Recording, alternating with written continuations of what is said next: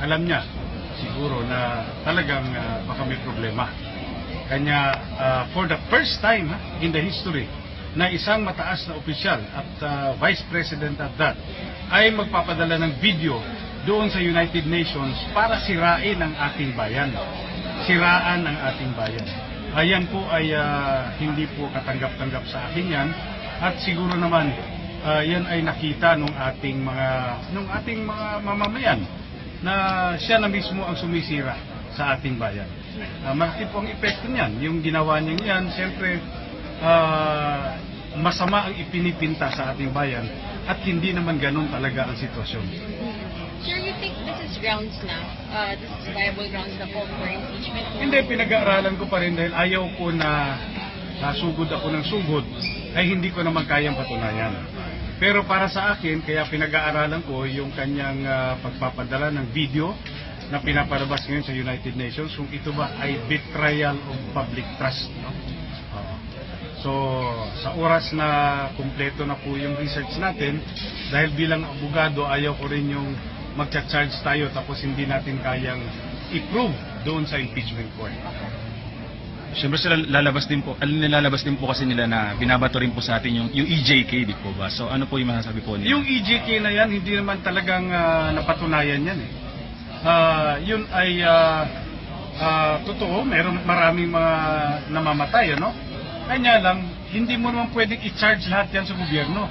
Kasi meron naman talagang legitimate operations yung ating PNP at yung mga enforcers natin. Hindi man po pwede lahat na lang namamatay naka-charge yan. We begin tonight with this story. First on CNN Philippines, it is the House Speaker up against the Vice President. Pantaleon Alvarez tells CNN Philippines he is studying the possibility of filing an impeachment complaint against Leni Robredo. Alvarez broke the news to our Joyce Ilas, who joins us now here live in the studio. Joyce, this comes only a day after that impeachment complaint was filed against President Duterte. What is the basis for this possible complaint against the Vice President? Well, PIA House Speaker Pantaleon Alvarez believes that Vice President Leni Robredo betrayed the public's trust when she sent a video to the United Nations Commission on Narcotic Drugs criticizing President Duterte's war on drugs. He argues never has he seen a ranking government official who criticizes her own country before the international community. Alvarez says the statement puts the country in a bad light. Let's listen to a portion of my interview with Alvarez. Ang pananaw ko dito, merong betrayal of public trust. Kung ikaw hinalal, no, bilang ipagpalagay natin na totoo yung pagkahalal, sisiraan mo ang bayan sa international community nang walang pangundangan. Ano ang magiging epekto, no? Economically, may impact po yun. At saka siyempre, pinipinta niya yung bansa natin ng hindi maganda sa mata po ng international community. The House Speaker says he is gathering evidence to make sure the impeachment complaint will prosper. Joyce, it's always a numbers game, di ba, sa Congress. And that means if this will have a good chance of being approved because, Alvarez and the President enjoys support of majority of the congressmen. Yes, that's a possibility, Pia. But what Alvarez is saying earlier is that he still wants to ensure that he has enough evidence to ensure that this impeachment complaint will also prosper in the Senate, which will sit as the impeachment court. Because as we know, the Vice President also has her allies in the Senate. Well, Joyce, Alvarez also saying he believes the Vice President is involved one way or the other in this impeachment complaint that was filed by Magdalo, Congressman against the President. Tell us more about that. That's right, Pia. House Speaker Pantaleon Alvarez said that Alejano's complaint, he believes that Alejano's complaint is part of the destabilization plot against President Duterte, and he thinks the Vice President is part of it. He believes that Robredo is in a rush to replace the President because she fears the election complaint against her might prosper. Now let's listen to a portion of the Speaker's remarks.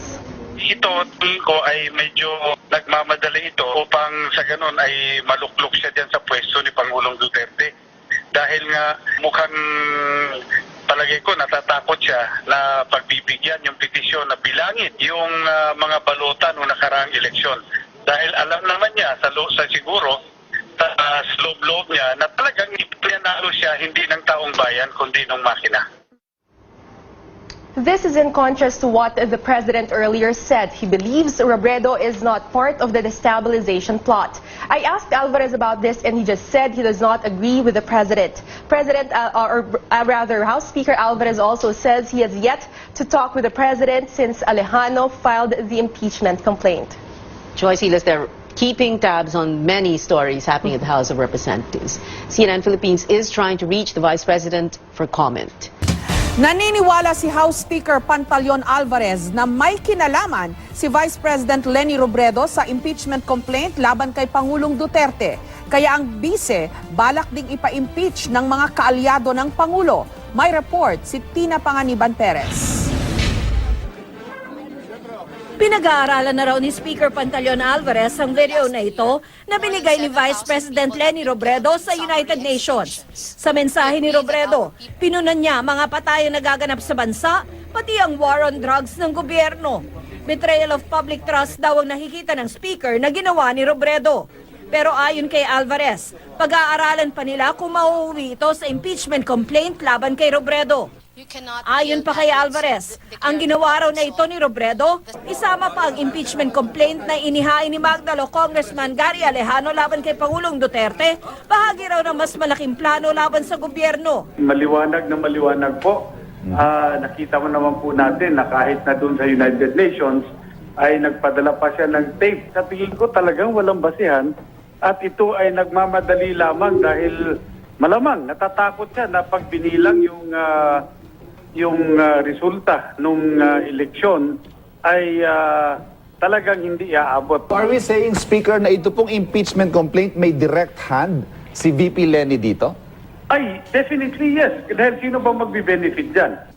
Sabi ni Presidential Spokesman Ernie Abella, bahagi ito ng isang well-funded na destabilization campaign laban kay Duterte, na ayon kay Chief Presidential Legal Counsel Salvador Panelo ay puro paninira lang. May kanya-kanya kasi silang agenda, but they have one common denominator. Okay. Gusto nilang tanggalin ng presidente. Kung paulit-ulit na wala ka naman prema, like sasabihin mong itong presidente ito ay mamamatay tao, itong presidente itong korap, wala ka naman pinipresentang ebidensya, talagang sinisiraan mo lang at dinidestabilize mo ang gobyerno. Buong araw nag-ikot sa Naga City si Vice President Robredo ngayong araw. Pero tumanggi ito magbigay ng reaksyon sa mga alegasyon sa kanya. Sa programang Unang Balita kaninang umaga, nagsalita ang spokesperson ni Robredo. Wala raw katotohanan ang paratang kay Robredo. Mismong si Magdalo Party List Rep Gary Alejano ang nagsabi na tanging ang Magdalo Group lamang ang nasa likod ng impeachment na ito at malinaw na sinasabi niyang walang kinalaman si VP Leni. Mismong si Alejano naman, sinabing walang kinalaman si Robredo o maging ang Liberal Party sa Duterte impeachment.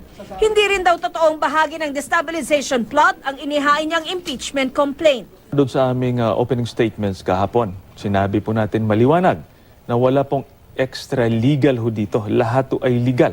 At kung babalik ho tayo doon sa nakaraan, tama po yan, dating sundalo po kami na nag-aklas sa laban sa gobyerno. Kaya nga kami nagdesisyon na pumasok sa mainstream at dumaan sa proseso. Samantalang naghain ng reklamo sa Ombudsman si Attorney Oliver Lozano laban kay Congressman Alejano. Reklamong falsification and violation of Code of Conduct for public officials ang inihain ni Lozano. Dahil daw yan sa pagsasampa ng impeachment complaint laban kay Pangulong Duterte base sa mga hindi pa napatutunayang impormasyon. Sa kasaysayan ng Pilipinas, ilang beses na rin may mga inihaing impeachment complaint laban sa mga nagdaang Pangulo. Si dating Pangulong Joseph Estrada in-impeach ng Kamara noong November 13, 2000 dahil sa bribery, graft and corruption, betrayal of public trust at culpable violation of the Constitution. Gumulong ang impeachment trial sa Senado pero nilisan Estrada ang Malacanang sa gitna ng mga protestang tinaguriang EDSA 2. Matapos ang EDSA 2, naluklok sa pagkapangulo si Gloria Macapagal Arroyo na makailang beses ding naharap sa banta ng impeachment.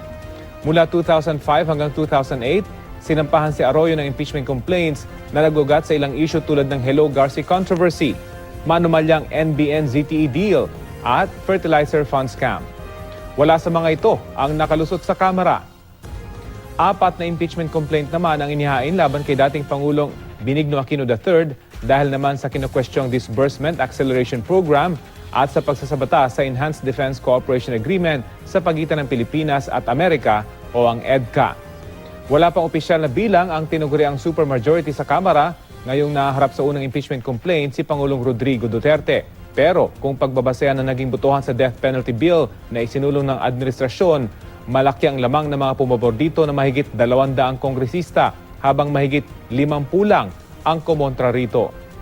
Na-impeach din si dating Ombudsman Merceditas Gutierrez noong 2011 pero nagbitiw ito sa pwesto bago pa man gumulong ang paglilitis. Ang tanging impeachment sa bansa na nauwi sa conviction ay ang impeachment trial ni yumaong Chief Justice Renato Corona noong 2012 dahil sa kanyang mga ari-arian umanong hindi idineklara sa kanyang Statement of Assets, Liabilities and Net Worth o SALN. Sa ating saligang batas, impeachable ang Pangulo, Pangalawang Pangulo, mga maestrado ng Korte Suprema, Ombudsman at mga membro ng Commission on Elections, Commission on Audit at Civil